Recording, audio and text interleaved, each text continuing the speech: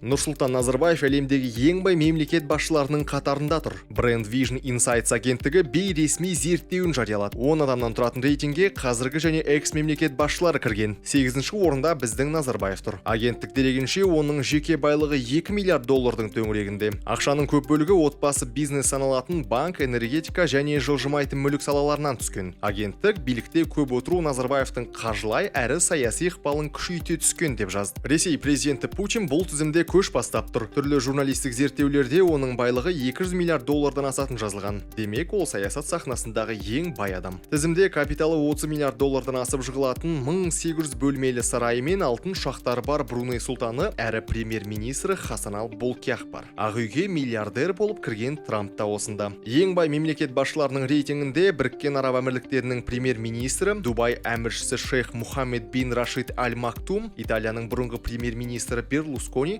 Марокко патшасы Мухаммед алтыншы, Таиландтың экс-премьері Таксин Чинават, Чилидің бұрынғы президенті Себастьян Пиньера мен Малайзияның бұрынғы премьері Махатхир Мухаммад та бар.